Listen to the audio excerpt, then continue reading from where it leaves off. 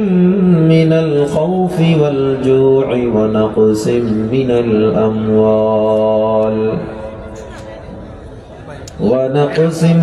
الأموال والأنفس والثمرات وبشر الصابرين.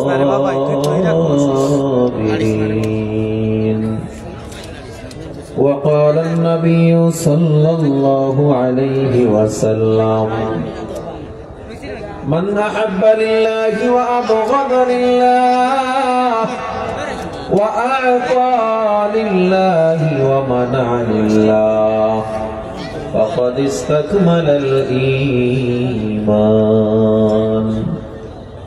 সবাই আমরা দুরূদ পড়ি, নামাজে যাই দুরূদ পড়ি।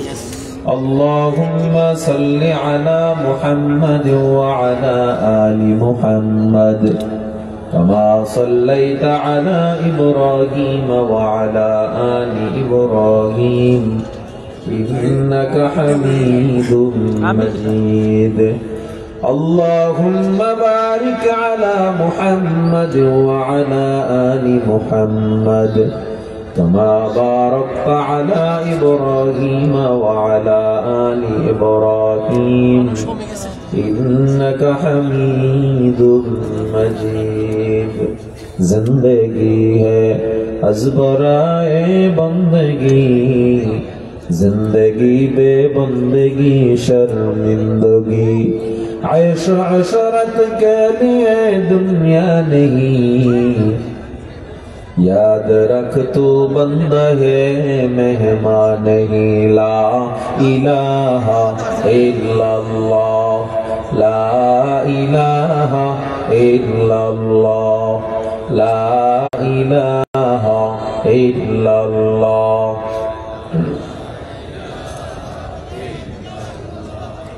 ला इलाहा इल्लल्लाह, ला इलाहा इल्लल्लाह, ला इलाहा इल्लल्लाह, ला इलाहा इल्लल्लाह, ला इलाहा इल्लल्लाह मुहम्मदुर রাসূলুল্লাহ।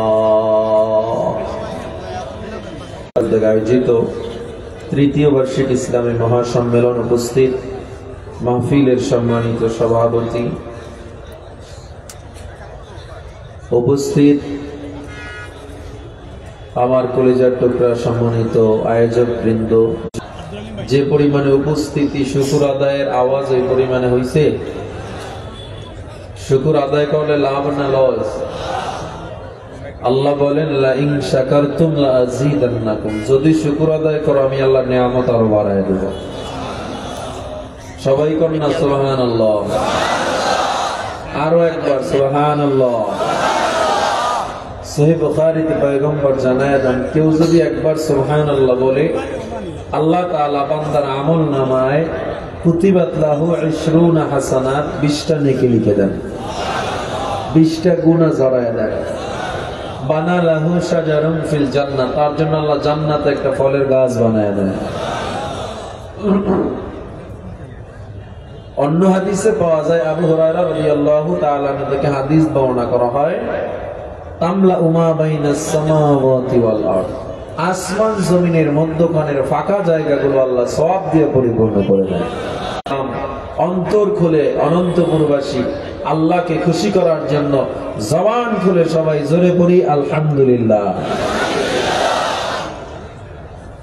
ভাই বেস একটু কমাই দিয়া মনিটরে আর বক্সে একটু সাউন্ড বাড়াই দেন, রিভার্ব একটু বাড়াই দেন, একটু বেস কমান মনিটরে আর রিভার্ব বাড়াই দেন, সাউন্ড একটু বাড়াই দেন।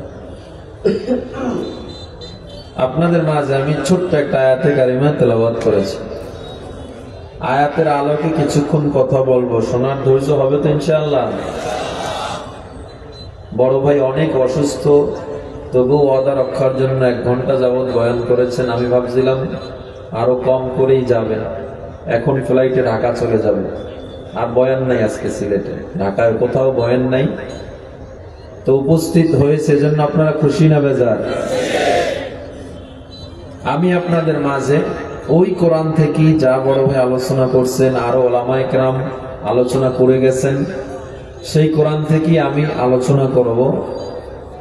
সবার কথাগুলো যদি আমলের নিয়তে শোনা হয় তাহলে এই মাহফিল দ্বারা ফায়দা আছে, ঠিক না?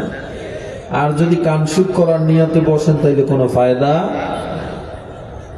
তো আমি যতটুকু কথা বলবো আল্লাহ যেন আমাকে সহ আপনাদের সবাইকে আমল করার তৌফিক দান করেন। আমি যে আলোচ্য বিষয়ের উপরে কথা বলবো, আলোচ্য বিষয় হলো তাওয়াক্কালতু আলাল্লাহ, আল্লাহর উপরে আমাদের ভরসা রাখতে হবে ধৈর্যের সাথে। আজকের বিষয় হলো কার উপরে ভরসা? দুনিয়ার কোন মানুষ, কোন নেতা, কোন পীর, কোন আলেম, কোন দল কখনো মানুষকে বিপদ থেকে মুক্তি দিতে পারে না, রিজিক বাড়াতে পারে না, খাওয়াতে পারে না, সন্তান দিতে পারে না।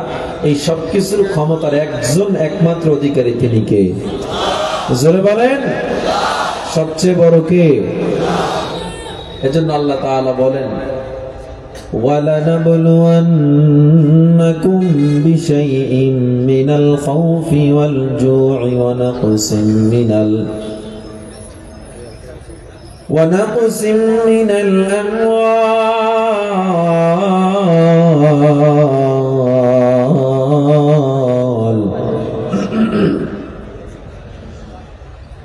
ولنبلونكم بشيء من الخوف والجوع ونقص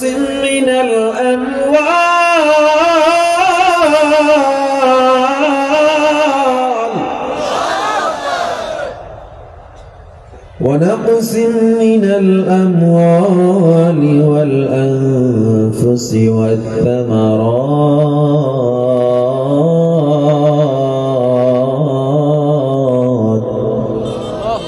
আল্লাহ বলে, বান্দা আমি আল্লাহ তোমায় অবশ্যই পরীক্ষা করব। আমি আল্লাহ দেখবো তুমি ওই অবস্থায় ভরসা করেছো কার উপর। আমি আল্লাহ তাআলা তোমায় পরীক্ষা করব। বলে কি দিয়ে পরীক্ষা করবেন? এক নাম্বার আল্লাহ বলে খাউফ, আমি আল্লাহ ভয়ের মধ্যে ফেলায়া তোমারে পরীক্ষা করব। ভয়ের মধ্যে ফলে আল্লাহ কেমনে মানুষকে পরীক্ষা করবেন? আল্লাহ এখানে ভরসা এবং ধৈর্যের পরীক্ষা নেবেন। হঠাৎ যুদ্ধের ময়দান থেকে ডাক এসে যাবে, আল্লাহর দ্বীন রক্ষার জন্য, নবীর ইজ্জত রক্ষার জন্য জীবনও দেওয়া লাগতে পারে। তুমি চিন্তা করবা, আমি যদি এখন যুদ্ধের ময়দানে যাই, ইসলামের পক্ষে যাই, জীবনটা আমার শেষ হয়ে যেতে পারে। আমার বিবি আমার বিধবা হতে পারে, সন্তান আমার ইয়াতীম হয়ে যেতে পারে। কিন্তু এইখানে আল্লাহর পরীক্ষা, তুমি ধৈর্য ধরে ভরসা করছো কার উপরে, নাকি ভয়ের কারণে তুমি ঘরের মধ্যে লুকায়া রইছো? আল্লামা ইবনে আব্বাস রাদিয়াল্লাহু তাআলা আনহু জানায়া দেয়, এজন্য ঈমানদাররা কখনো মৃত্যুকে ভয় করে না। ঈমানদাররা শুধুমাত্র আল্লাহকেই ভয় করে এবং মৃত্যুকে আলিঙ্গন করে। মরণ হবে, ঠিক কিনা? লড়াইয়ের ওই ময়দানেতে যেতে তোমাকে হবে, প্রয়োজনে সব রক্তটুকু জমিনেই ঢেলে দিবে। তবুও তোমায় লড়তেই হবে, মানিবে না পরাজয়। তবুও তোমায় লড়তেই হবে, মানিবে না পরাজয়। বিপ্লব মানে জীবন দেয়া বসে থাকা নয়, সে কোনো দিন আসবে না রে, করো যদি ভয়। বিপ্লব মানে জীবন দেয়া বসে থাকা নয়, সে কোনো দিন আসবে না রে, করো যদি ভয়। আসবে বিজয়, রক্ত আর জীবনের বিনিময়। আসবে বিজয়, রক্ত আর জীবনের বিনিময়। বিপ্লব মানে জীবন দেয়া বসে থাকা নয়, সে কোনো দিন আসবে না রে, করো যদি ভয়। ঈমানদাররা কখনো ভয় করে না। ঈমানদাররা জেল-জুলুম ভয় করে না। ঈমানদাররা যুদ্ধের ময়দানে জীবন দেওয়াকে ভয় করে না। এজন্য যার অন্তরে কালেমা আছে, আল্লাহর ভয় আছে, মৃত্যুকে যারা এক বাক্যে স্বীকার করে নেয়, আমার মরণ যেখানে আল্লাহ লেখছে হবে, এরা কখনো আল্লাহর দ্বীনের ডাক আসলে, এরা কখনো যুদ্ধের ময়দানে ডাক আসলে পিছপা হতে পারে না। এরা আল্লাহর জীবন, আল্লাহ তাআলার দিন রক্ষার জন্য জীবনটাকে ময়দানে দেওয়ার জন্য সবার আগে প্রস্তুত থাকে, ঠিক কিনা? আপনাদের ভয় লাগেনি? লাগে? হ্যাঁ, ভয় থাকলে কিন্তু আল্লাহ যে পরীক্ষা করবেন, এই পরীক্ষা আপনি ফেল করে ফেলছেন। রাইসুল মুফাসসির আল্লামা ইবনে আব্বাস রাদিয়াল্লাহু তাআলা জানায় দেয়, দ্বিতীয় নম্বরে আরেকভাবে আল্লাহ ভয়ের মধ্যে পরীক্ষা করবেন। কেমনে আল্লাহ পরীক্ষা করবে? ও মুসলমান, জালিমের হাতে তুমি বন্দী হয়ে যাবা। এক পাশে থাকবে জাহান্নামের আগুনের মতো কুণ্ডুলি, আর এক পাশে তুমি দাঁড়ানো। জালিমরা বলবে, কালেমা ছাড়নো চিত্তরে আগুনের মধ্যে ফালায়া দিব। ইমানদার বলবে, আমি আগুনে পড়তে রাজি, আমি কালেমা ছাড়তে, ঈমান ছাড়তে রাজি না। এতটুকু ঈমান যদি অন্তরে না থাকে, ও মুসলমান, খবরদার এই চিন্তা কইরেন না যে পার পেয়ে যাবেন।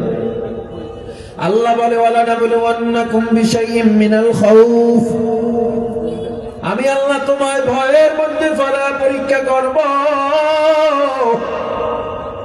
দেখবো তুমি আমি আল্লাহর উপরে কতটুকু ভরসা করছো। ইমানদাররা, যে মুসলমান একবার কালেমা স্বীকার করে নেয়, ওই মুসলমানের সামনে কোনো কামান, কোনো বুলেট, কিছুই যেন টিকতে পারে না। কারণ মুসলমানের অন্তরে আল্লাহর ভয় আর মুখে আছে কালেমা তাকবীর, ঠিক কিনা? জোরে বলে। ভয় পাইতে পারে মুসলমান? মুসলমান ভয় পাইতে পারে? মুসলমান কারো গোলামি করতে পারে?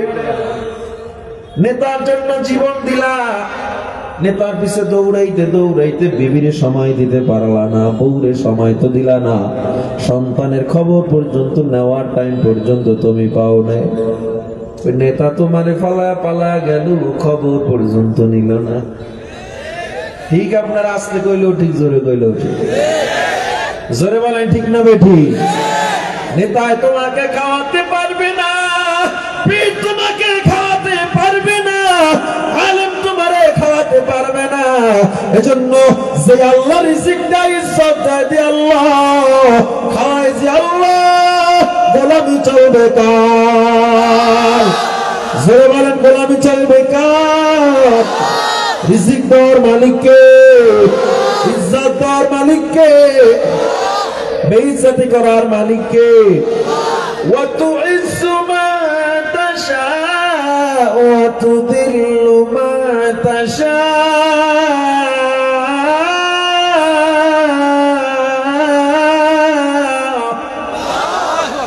বাদশাকে ফকির বানাও, ফকিরকে আমির বানাও, বাদশাকে ফকির বানাও, ফকিরকে আমির বানাও।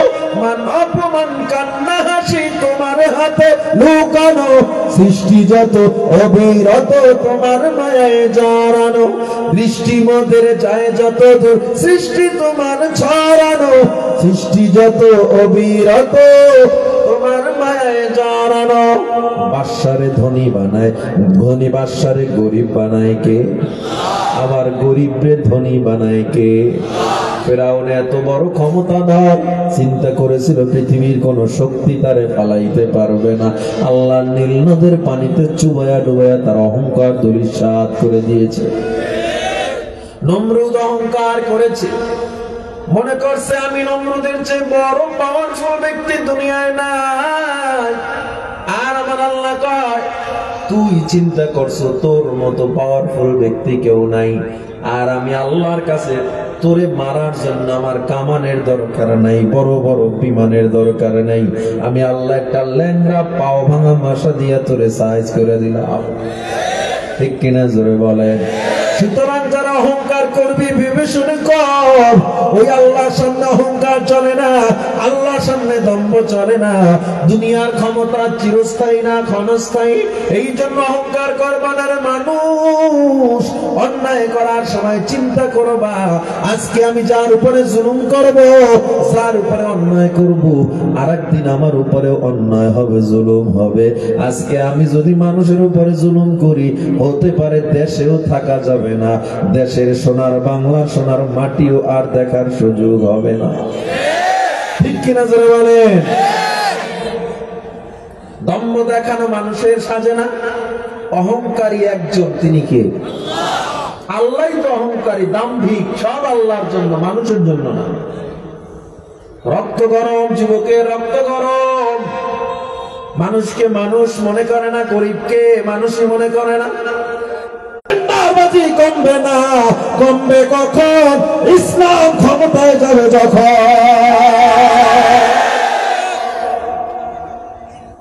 যারা ইসলামী খেলাফতকে স্বপ্নে দেখে না, ওই জাতির কপালে শান্তি আসতে পারে না। ও আমার যুবক, গোলামি চলবে কার? মনে থাকবে তো ইনশাআল্লাহ। আল্লাহ বলে, আমি আল্লাহ তোমায় ভয়ের মধ্যে ফেলা পরীক্ষা করব। দিনের দাওয়াত দিতে গেলে ভয়, আক্রমণ আসতে পারে। তাফসীরে মাযহারি কাদি সানাউল্লাহ পানিপতি রাহমাতুল্লাহ আলাইহি বলে, আল্লাহ যে ভয়ের মধ্যে ফলায়া পরীক্ষা করতেছে কেমনে? কয়, দিনের দাওয়াত দিতে গেছো, হঠাৎ করে বাধা চলে আসছে, তুমি যদি পালায়া যাও, আল্লাহ কয় ভয়ের মধ্যে পরীক্ষায় তুমি ফেল। আর যদি তুমি বুকটারে উঁচু করে আল্লাহর দ্বীন দাওয়াতের জন্য চলতে থাকো, পাস। সুবহানাল্লাহ। আল্লাহ তাআলা বলে দ্বিতীয় নম্বরে, ওয়াল জুর, আমি আল্লাহ তোমারে ক্ষুধার মধ্যে ফেলায়া পরীক্ষা করব। ক্ষুধার মধ্যে ফেলে আল্লাহ কেমনে পরীক্ষা করবেন? ক্ষুধার মধ্যে ফেলে আল্লাহ কেমনে পরীক্ষা করবেন? কি হয়েছে? কেউ না কোনো সমস্যা? আল্লাহ তাআলা বলে, আমি আল্লাহ ক্ষুধার মধ্যে ফলায়া পরীক্ষা করব। কেমনে আল্লাহ ক্ষুধার মধ্যে ফলায়া পরীক্ষা করবে? ঘরে চাল থাকবে না, ডাল থাকবে না, অভাব।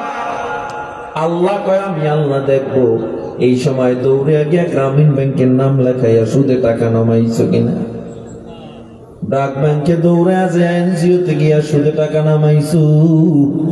আল্লাহ কয়, ক্ষুধার মধ্যে তুই ফেল করে ফেলেছ। তোমার ঘরে অভাব, টাকা নাই। ইমানদাররা কি করে? কয়, যায় নামাজটা বিছায় দেয়। যায় নামাজটা বিছে আল্লাহর ডাক দিয়া কয়, দয়ার আল্লাহ, আমার মতো গুনাহগার কেউ নেই আল্লাহ। ও আল্লাহ, আমার মতো নাফরমান কেউ নেই আল্লাহ। ও আল্লাহ, তোমার বান্দার অভাব নাই, আমার তো মালিক তুমি আল্লাহ। আল্লাহ, তুমি আমার গুনাহ ক্ষমা করে দাও, আমার ঘরের অভাব দূর করে দাও। আল্লাহ, আমার সন্তানের বিয়ে হয় না, ব্যবস্থা করো। আমার সন্তানের চাকরি হয় না, ব্যবস্থা করে দাও। আল্লাহর নবী বলে, বান্দার চোখের পানি নাকের ডগায় আসার আগে আমি আল্লাহ তার দোয়া কবুল করে নিই। অথচ আল্লাহ তাআলা কয়, অভাবের মধ্যে আমি আল্লাহরে ভুলিস না, কারণ তাইলে তুই ফেল। এটা তোর পর তোর জন্য আমি আল্লাহ পরীক্ষা করেছি।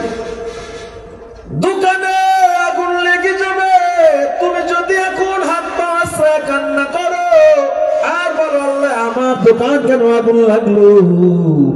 আর কি কারো দোকান আল্লাহ দেখে না? এমন লোক সিলেটে নাই। আমার দোকানে কেন আগুন লাগছে, আর কারো দোকানে কেন লাগলো না? আমার ঘর কেন আগুনে পড়লো, আর কারো ঘরকে আল্লাহ দেখে না?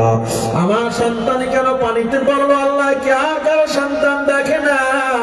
আমার ক্ষেত খামারের ধান কম হইল, আল্লাহ কি আর কারো ক্ষেত খামারি দেখে না? এমন লোক আছে না নাই? অথচ আমার আল্লাহ বলে, গোলাম, আমি যাকে বেশি ভালোবাসি তাকেই বেশি বিপদ দিয়ে পরীক্ষা করি। আর তুমি? আমরা কেন পাই না? কেন আল্লাহর রহমত আমরা কেন অভাব থেকে ত্রাণ মুক্তি পাই না? কেন জানেন? আল্লাহ তাআলা বলে, অভাবে পইরা দোকানে আগুন লাগার পর আল্লাহ, তোমার সিদ্ধান্তে আমি খুশি আল্লাহ, এটার মধ্যেই তুমি কল্যাণ রেখেছো। আমার সন্তান পানিতে পড়ে মারা গেছে আল্লাহ, এর চেয়ে ভালো সিদ্ধান্ত আমার জন্য তোমার পক্ষ থেকে ছিল না। আমারে 10-12 হাজার টাকা মাইনে দাও, কামাই করে মাত্র 10-12 হাজার টাকা কামাই করি আল্লাহ, এই টাকায় আমার জন্য অনেক, আল্লাহ এর চেয়ে বেশি প্রাপ্য আমি না, আমি এটার উপরে শুকর আদায় করি আলহামদুলিল্লাহ। আল্লাহ আমার আল্লাহ কয়, তুই যদি শুকর আদায় করতি তোরে আমি আল্লাহ এত নিয়ামত বানায় দিতাম, লা তুহসুহা, গণনা কইরা শেষ করতে পারতি না। কিন্তু বান্দা করে না। নবীদের চেয়ে সাহাবীদের চেয়ে বড় ভাবে তুমি আমি পড়ি না, বড় কষ্টে তুমি আমি নাই, অথচ 3 ওয়াক্ত খানা আল্লাহ খাওয়ায়, রিজিক আল্লাহ দেয়, এরপরেও তুমি নামাজটা পড়ো না। ওই সূর্যটারে আল্লাহ 9,30,00,000 মাইল দূর থেকে আলো দিতেছে, চন্দ্রটাকে আল্লাহ তোমার আমার জন্য বানাইলো, আল্লাহ জমিনের নিচে খনিজ পদার্থ বানায় দিল, আল্লাহ তাআলা শাকসবজি তরুলতা সব বান্দার জন্য। সুরমা নদীর দিকে তাকায় দেখো কত ধরনের মাছ আমার আল্লাহ তোমার আমার জন্য বানায় দিল, কত ধরনের খাবার, কত ধরনের গোশত আল্লাহ তোমার আমার জন্য বানায় দিল। এরপরও কেন মুসলমান তুমি আল্লাহরে মানতে পারো না? আল্লাহ কয়, তোরে ফজরে ডাইকাও পাইলাম না, জোহরে ডাইকাও তোরে পাইলাম না, আসরে ডাইকা, মাগরিবে ডাইকা তোরে আমি আল্লাহ পাইলাম না, এশায় তোরে আমি পাইলাম না। বল বল আমি কি বড় অপরাধ করলাম তোরে সৃষ্টি করে? খন্দকের যুদ্ধে মায়ার নবী আমার হযরত জাবের রাদিয়াল্লাহু তাআলা কূপ খনন করতেছে, সহিহ বুখারীর বর্ণনা। জাবের রাদিয়াল্লাহু তাআলা কূপ খনন করতেছে, হঠাৎ করে নবী তাকায় দেখে জাবেরের ওই হাতিয়ার আর চলে না, ঘামায়া শেষ হয়ে গেছে।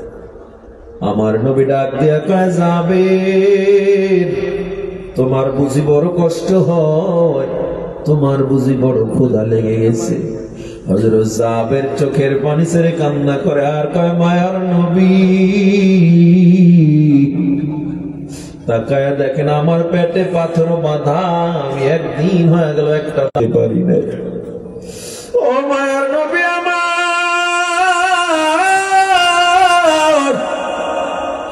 আজকে আমি পেটের ক্ষুধায় পেটটা গরম হয়ে গেছে, এই জন্য আমি ঠান্ডা পাথর বেঁধে আমার ক্ষুধা নিবারণের চেষ্টা করতেছি।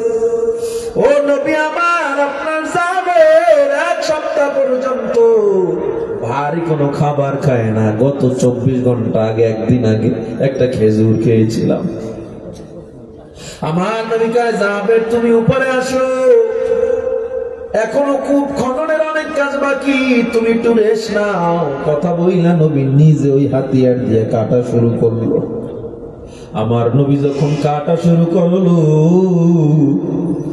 নবীর ঘাম বেয়ে বেয়ে পড়তেছে, ঘাম বেয়ে বেয়ে জমিনে পড়তেছে। নবী তাকায় দেখি মায়ার নবীর ওই চাদরের ফাঁক দিয়ে পেটে পাথর দেখা যাচ্ছে। হযরত জাবের নবীর হাতটা ধরে উঠে কান্দে আর কয়, নবী গো, আমার পেটে ক্ষুধার জন্য আপনি নিজে খনন করলেন, আপনার পেটেও তো পাথর দেখা যায়।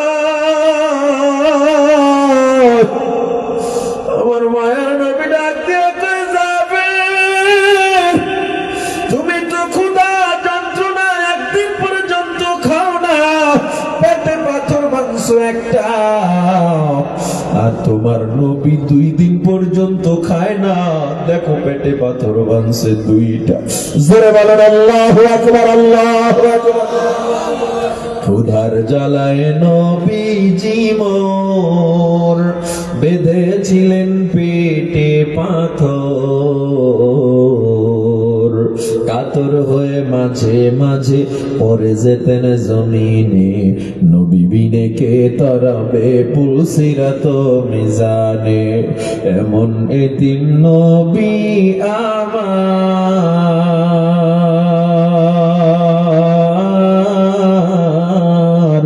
পিতা মাতা নাই যে তাহার, তারপরেও কত মারা মারলো তাকে দুশ্মনে, নবী বিনে কে তারাবে পুলসিরাত মিজানে, নবী বিনে কে তারাবে পুলসিরাত মিজানে। ও যুবক আল্লাহর বান্দা, ও সিলেটের মুসলমান, আমার মায়া নবীর যে বড় কষ্টে তুমি আমি না। ইমরান বিন হুসাইন থেকে বর্ণনা করা হয়, আল্লাহর নবী যে একদিন দিনের দাওয়াত দিতে হঠাৎ দেখে ফাতেমার ঘরটা দেখা যায়। আমার নবী ঘরের কিনারায় যে ডাক দিয়া কয়, মা দরজাটা খোল, আমি তোর বাবা। ফাতেমা কোনো জবাব দেয় না। আবার আমার নবী কয়, মা দরজাটা খোলো, আমি তোমার বাবা, হাসান হুসাইনকে দেখবো, তোমারে দেখবো। ফাতেমা কোনো জবাব দেয় না। আমার নবী কানটা লাগায় শুনে ভিতরে গুনগুন করে ফাতেমা কান্না করতেছে। মায়ার নবী ডেকে বলে, ফাতেমা ও মা, জানো না কি আমি তোর কান্নার আওয়াজ সহ্য করতে পারি না। কেন কাঁদরে মা, আমায় বলো। ফাতেমা কান্না করে আর কয়, বাবা আমি ফাতেমার গায়ের কাপড় গুলো এত পুরাতন হয়ে গেছে, ছিঁড়ে গেছে, আমি কেমনে তোমার সামনে আসবো। নবী আমার নিজের গায়ের চাদর জানালা দিয়ে দিল, নে মা গায়ে লাগা। ফাতেমা চাদরটা গায়ে লাগাইলো। মায়ার নবী ঘরের মধ্যে চলে গেলে ফাতেমা নবীর বাম পাশে বৈশা ডান গালটা নবীর বাম বাহুর সাথে লাগাইয়া দিছে। চোখের পানি ছেড়ে কান্না করে আর বলে, বাবা গো আর কত সহ্য করবো, আর সহ্য করা যায় না। ক্ষুধার যন্ত্রণা বাবা সহ্য করা যায় না। ও বাবা গো, ঘরে কেরোসিন তৈল বাতি জ্বালানোর জন্য তুমি যদি আর একটু দেরি করে আসতা, তৈলগুলো আমি খেয়ে ফেলতাম। ও বাবা। আমার নবী কয়, কেন মা কি হয়েছে বলো। ফাতেমা কয়, বাবা 3 দিন হয়ে গেল ঘরের চুলায় আগুন জ্বলে না। ও বাবা, ঘরের চুলায় আগুন জ্বলে না। তোমার আদরের নাতি হাসান হুসাইন 3 দিন পর্যন্ত খানা পায় না। আমার নবী কান্নায় ভেঙে পড়লেন। নবীর কান্নার আওয়াজে হাসানের ঘুম ভেঙে গেল, হুসাইনের ঘুম ভেঙে গেল। দৌড়ে এসে আমার নবীরে জড়াইয়া চোখের পানি ছেড়ে কাঁদে আর কয়, নানা ভাই, গোটা আরবের বিচার করো, আজকে যদি একটা বিচার না করো তোমারে আর আমরা মানি না। আমার নবী কয়, কি হয়েছে নাতি আমার বলো। হাসান হুসাইন পেটের থেকে চাদর সরায় কয়, ও নানা তাকায়া দেখো, আজকে দেখো পেটটা পিঠের সাথে লেগে গেছে। তোমার মেয়ে 3 দিন পর্যন্ত আমাদের খানা দেয় না, তোমার মেয়ের বিচার করো। আমার নবী হাসান হোসেনের জড়াইয়া নবী আমার চোখের পানি ছেড়ে কাঁদে আর কয়, তোরা কার কাছে বিচার চাও? তোর নানার খবর কি তোরা নিস? আমার নবী পেটের থেকে চাদরটা সরাইয়া কয়, দেখ দেখ টাকা দেখ, তোরা তো 3 দিন পর্যন্ত খাও না, তোর নানা 7 দিন পর্যন্ত খায় না।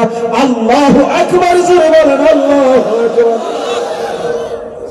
আমার নবী কয়, ও হাসান দেখ, আমি রুটি গোশত কোনো খাবার 7 দিন পর্যন্ত খাই না। জিবরিল আমিন হঠাৎ করে হাজির হয়ে গেছে আর কয়, নবী আপনার কান্না, হাসানের কান্না আকাশ বাতাস ভারী হয়ে গেছে, বনের পশু পাখি পর্যন্ত কান্না করে। নবী আমার, ফেরেশতারা আপনার কান্না সহ্য করতে পারে না।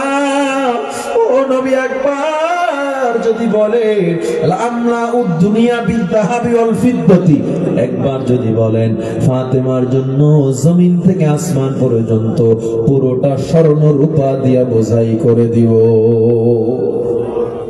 নবী আমার কয়, ফাতেমা ফানজুর মাযা তারা, আমায় বলো তুমি কি চাও পইরা তুমি আমি তো অভাব নাই তবু হারাম খাই। আর ফাতেমা রাদিয়াল্লাহু আনহা এমন অভাবের মধ্যে থাইকেও কয় না আমার এক ভরি স্বর্ণ দেন আমি টাকা দিয়া বাজার করব। ফাতেমা বলে রদিনা বিল আখিরা, ও বাবা আমি দুনিয়া চাই না আমি আখিরাত চাই। আল্লাহ তাআলা সাথে সাথে ডেকে বলেন ও আসমানের ফেরেশতারা সাক্ষী থাকো, আমি ফাতেমাকে জান্নাতের সরদারিনী বানায়া দিলাম। এই ফাতেমার চেয়ে বড় কষ্টে তুমি আমি নাই, এরপর কেন রিজিকের অভাবে, কেন ভয়ের মধ্যে অভাবে পড়লেই গুনাহ করি, কেন সুদের মধ্যে যাই, কেন সুদ খাই হারাম খাই, সুদের 70টা গুনাহ, একটা গুনাহ সবচেয়ে ছোট গুনাহ মায়ের সাথে জিনা করার গুনাহ, নাউযুবিল্লাহ, তাইলে বাকি 69টা গুনাহ কত ভয়ঙ্কর। ও মুসলমান, ও অনন্তপুরের মুসলমান, আমার একটু জবাব দেন, আর সুদ খাওয়া যাবে নাকি? হারাম খাওয়া যাবে? রিজিকের ভয় কেমনে? সন্তান কই পরে কয় মাদ্রাসায় পরে কয় শেষ তোমার সন্তান, কয় কেন কয় না খায় মারা যাবে, চাকরি পাবে না। এমন লোক সিলেটে নাই? কয় আছে। কয় তোমার সন্তান চাকরি পাবে না। অনেকে মাদ্রাসায় সন্তান পড়ায় নাই, কি খাবে সন্তান? তার মানে মনে করে চাকরি তারে খাওয়াবে, অথচ রিজিকের মালিক কি? চাকরি যদি খাওয়াতে পারত। ILO একটা সংস্থা, প্রশান্ত উপসাগরীয় 28টা রাষ্ট্রের মধ্যে তারা জরিপ করেছে। 28টা রাষ্ট্রের ভিতরে সবচেয়ে বেশি বেকার, 60 লক্ষ বেকার বাংলাদেশে। এই 60 লক্ষের মধ্যে একজনও কোরআনওয়ালা নাই, টুপিওয়ালা নাই। তাহলে চাকরি যদি খাওয়াইতে পারতো, মাদ্রাসায় পড়লে চাকরি পাবে না, এই থিম যাদের মধ্যে, তাইলে 60 লক্ষ যুবক গ্রাজুয়েশন কমপ্লিট করে, এরা বেকার কেন? তাইলে বোঝা যায় রিজিকের মালিককে। সন্তান নেওয়া যাবে না, খাওয়াবো কি? আপনি শিরিক করলেন। কারণ মনে হয় জানো আপনি আপনার সন্তানরে খাওয়ান। মানুষ যে কত সিস্টেমে শিরিক করে মানুষ বুঝেই না। সন্তান যদি বেশি নেই খাওয়াবো কি? ডক্টর জাকির নায়েককে একটা লেকচারে প্রশ্ন করছে, হে ডাক্তার জাকির, আপনারা ইসলামে কেন বেশি সন্তান নেওয়াকে এত উৎসাহিত করেন? আপনারা কি জানেন না সন্তান বেশি হলে অভাব পড়ে যাবে, জায়গার সংকট, খাদ্যের সংকট, দেশ অর্থনৈতিকভাবে বিকলাঙ্গ হয়ে যাবে, এরপর আপনারা এত সন্তান নেওয়াকে উৎসাহিত কেন করেন? ডক্টর জাকির নায়েক উত্তর দিয়েছিলেন, আমি ডক্টর জাকির নায়েক বাবার 7ম নাম্বার সন্তান। কত নাম্বার? আমার বাবা যদি চিন্তা করতো দুইটাই যথেষ্ট, আমি আর জাকির নায়েক হইলাম নইলে। আমি যে এই যে মাহফুজুর রহমান আমার বাবার 6ষ্ঠ নাম্বার সন্তান। কত নাম্বার? আব্বাই যদি দুইটাই চিন্তা করতো তাহলে আমার অনন্তপুর হওয়া লাগলো না। কথা বলেন। তাহলে সন্তান বেশি নেওয়া সমস্যা না, তোমার যে ভরসাটা আল্লাহর প্রতি নাই এটা বড় সমস্যা। এই জন্যই তো আল্লাহর ভরসার টপিক নিয়েছি। মানুষের মধ্যে বেশি সমস্যা এটা। মানুষ খুব বেশি সমস্যা, কি খাওয়া হুজুর সন্তান নিলে, চাকরি হুজুর মাদ্রাসায় পড়াই না, কি খাবে মাদ্রাসায় পড়ে, অথচ আল্লাহর রহমত কোন মাদ্রাসার পোলাপান না খায় মরতেছে না। ঠিক আপনার আসতে কইলেও ঠিক, জোরে কইলেও ঠিক, পারলে জোরে কোন ঠিক না বেঠি? মাদ্রাসার সন্তান মাদ্রাসায় পড়া লাভ নাই, কয় মাথা ডুলায় ডুলায় খালি আরবি পড়বে, আর কিছু পারবে না, আর কিছু বুঝবে না। মাদ্রাসায় পড়ে খালি আরবি পড়বে, কোরআনে আরবি ছাড়া আর কিছু নাই কোরআনে। ইহুদি খ্রিস্টানরা, বেঈমানরা কালেমা পড়ে পড়ে মুসলমান হয়ে যায়, কোরআন দেখে দেখে কোরআনের ভুল বের করতে গিয়ে নিজেদের ভুল ধরা পড়ে মুসলমান হয়ে যায়। আর মুসলমানের ঘরে জন্ম নিয়ে কোরআন জানে না। ঋগ্বেদ, গীতা, বাইবেল, রামায়ণ রিসার্চ করে মুসলমানরা তো বিধর্মী হচ্ছে না, কোরআন রিসার্চ করে প্রতিনিয়ত কাফের বেঈমান হাজার হাজার মুসলমান হচ্ছে কিনা? কোরআনে কি নাই? আমরা প্রোডাক্টিভ না, মাদ্রাসাওয়ালারা চাকরি পায় না, ওসি হতে পারে না, ডিসি হতে পারবে না, এসপি এমপি মন্ত্রী হতে পারবে না, লাভ কি? হইয়া যদি পালায়া যাওয়া লাগে লাভ কি? এরপর আল্লাহ শুকুর, কোরআন ওয়ালাদেরকে দেখলো এসপিও চেয়ার ছেড়ে দেয়, ওই মন্ত্রীও চেয়ার ছেড়ে দেয়, ঠিক কিনা যারা বলে? এটা কি আমার সম্মান না কোরআনের সম্মান? হ্যাঁ, এটা বুঝবেন। এই কোরআনে কসমোলজি বিদ্যা, অ্যাস্ট্রোলজি, বায়োলজি, জিওলজি, ফিজিক্সের জ্ঞান, পদার্থ বিজ্ঞান, মহাকাশ বিজ্ঞান, গ্যালাক্সি পর্যন্ত কোরআনে আছে। ছায়াপথ, জুপিটার, নেপচুন, শনি, রবি, সোম, মঙ্গল, বুধ, বৃহস্পতি, এই গ্রহের কথা কোরআনে আছে। বিজ্ঞান যেগুলো আবিষ্কার করছে 100-150 বছর আগে, কোরআন আবিষ্কার করে রাইখে দিছে 1500 বছর আগে। যে হুজুররা কিছু বুঝে না, পারে না, এরা এই কোরআন পড়ে। স্টিফেন হকিং, ইংল্যান্ডে তার জন্ম, পদার্থ বিজ্ঞানের জনক বলা হয় তাকে। উনি বিগ ব্যাং থিওরি আবিষ্কার করেছে, পৃথিবী কেমনে সৃষ্টি হয়েছে। এটা একটা কঠিন বিজ্ঞান না, পৃথিবীর সৃষ্টি তত্ত্ব। ওনাকে প্রশ্ন করা হলো, উনি কিন্তু প্রতিবন্ধী, 2-3 বছর আগে মারা গেছে। ওনার পুরো শরীর অকেজ অচলাচল, এরকম ঘাড় বাঁকা ছিল, শুধু হাতটা নড়তো। অনেকেই দেখছেন স্টিফেন হকিংকে, এই হাত নাড়ায় নাড়ায়, হাত দিয়ে লিখে লিখে সে পৃথিবী সৃষ্টি তত্ত্ব আবিষ্কার করে ফেলছে। তাকে প্রশ্ন করা হলো, এত উনি উত্তর দেয়, আমি তো একা পারি নাই, আমি কোরআনের সাহায্যে পারছি। সুবহানাল্লাহ না? উনি বলে সূরা আম্বিয়ার 30 নম্বর আয়াতে এই বিগ ব্যাং থিওরির কথা আল্লাহর 1000 বছর আগেই বলে রাখছে। চাঁদের নিজের কোনো আলো নাই। বয়ান শেষের পর বাড়ি যাওয়ার সময় আকাশের দিকে তাকায় দেখবেন চাঁদ যে আলো দিতেছে, এই আলোটা তার নিজস্ব আলো নয়, সূর্যের থেকে আলো সংগ্রহ করে করে করে করে পৃথিবীকে আলোকিত করতেছে। চাঁদের মধ্যে যেই পাওয়ার আসলো, বিজ্ঞান মাত্র 200 বছর আগে আবিষ্কার করেছে। আর মহারব্বুল আলামিন পবিত্র কালামুল্লাহ সূরা ফুরকানের 61 নম্বর আয়াতের 1000 বছর আগে বলে দিয়েছে। সুবহানাল্লাহ বলেন। তাবারাকাল্লাযী জাআলা ফিস সামাই বুরুজাও ওয়া জাআলা ফিহা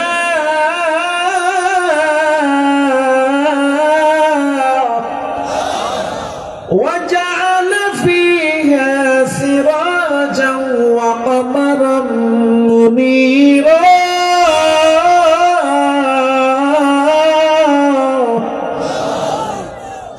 চন্দ্র সূর্যের কক্ষপথ আবিষ্কার হয়েছে। চন্দ্রের পথ একটা 24 ঘন্টায় তার কক্ষপথে সে ঘুরে চলে, সূর্য তার 24 ঘন্টায় তার পথে ঘুরে আবার তার জায়গায়। এই যে কক্ষপথ গুলো আবিষ্কার করেছে বিজ্ঞান 150 বছর আগে আল্লাহ তাআলা সূরা আম্বিয়ার 33 নম্বর আয়াতে 1000 বছর আগে আবিষ্কার করে দিয়েছে। ওয়াল্লাযী খালাকাল লাইলা ওয়ান নাহার ওয়াশ শামসা ওয়াল কমার কুল্লুন ফী ফালাকিন ইয়াসবাহুন। পিঁপড়া বিদ্যা আবিষ্কার করছে বিজ্ঞান। কষ্ট হচ্ছে আপনাদের? চলবে একটু টাইম, কষ্ট হচ্ছে না তো? পিঁপড়া বিদ্যা, পিঁপড়ারা মারামারি করে, জানেন নি? পিঁপড়ারা যখন মারামারি করে এদের আবার সালিশ ব্যবস্থা আছে। পিঁপড়াদের প্রধানমন্ত্রী কামরা ভিন্ন, পিঁপড়াদের স্বরাষ্ট্রমন্ত্রী কামরা ভিন্ন। যোগাযোগ মন্ত্রণালয় আছে, সড়ক ও যোগাযোগ পরিবহন মন্ত্রণালয়। এরা রাস্তাঘাট ব্রিজ তৈরি করে, ব্রিজের টাকা টেন্ডারবাজি করে এরা বিদেশ পাঠায় না, এরা রডের বদলে বাঁশ দেয় না। তো পিঁপড়া যে ব্রিজ বানায়, এটা আবার তারা পরীক্ষামূলক নিজেরা চড়ে, ওই মন্ত্রণালয়ের যারা যারা আছে, যে অন্যান্য পিঁপড়া চলাচল করতে পারবে কিনা।